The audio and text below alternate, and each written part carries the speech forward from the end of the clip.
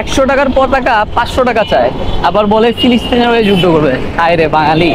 এই যে একজন সৎ মানুষ পাইছি, শেওড়াপাড়া যাবেন?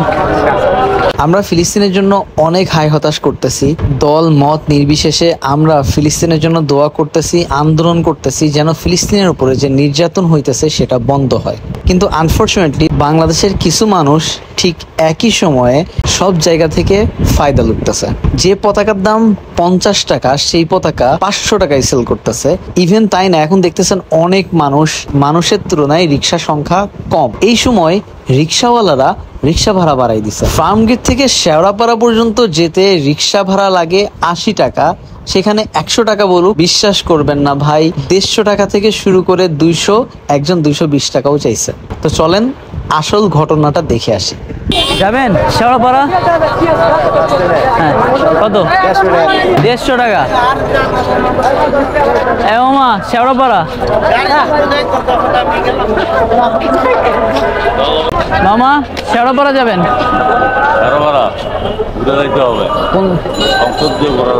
আচ্ছা, কত? 220 টাকা। 220 টাকা ভাড়া। হাই রে দুনিয়া। এই মামা, শেওড়াপাড়া 200 টাকা। নাইস। শেওড়াপাড়া 150। হাইটেই যাবো আজকে। সবাই সুযোগের সদ্ব্যবহার করে, সবাই। যাবেন শেওড়াপাড়া? আমরা যখন হতাশ হয়ে চিন্তা করলাম যে হেঁটেই বাসায় যাব, তখন একজন ভাইকে পাইলাম যে এক্স্যাক্ট 80 টাকায় ভাড়া চাইছিল। ওই যে আমরা বলি না যে পৃথিবীতে সবাই খারাপ মানুষ না, কিছু ভালো মানুষ আছে, আর এই কিছু ভালো মানুষের কারণে আজকে পৃথিবীটা টিকে আছে। তো হয়তোবা এই ভালো মানুষদের মধ্যে উনিও একজন।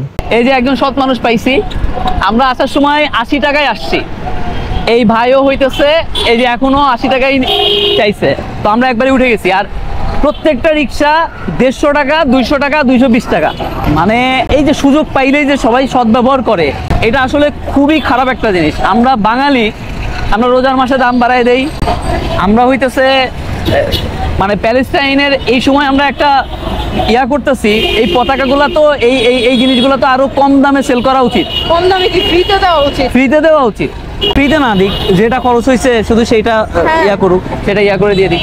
তা না, এখনো ব্যবসা করতে হবে। তাহলে আমরা নাকি ফিলিস্তিনের পক্ষে দাঁড়াবো, আমরা নাকি যুদ্ধে যাব।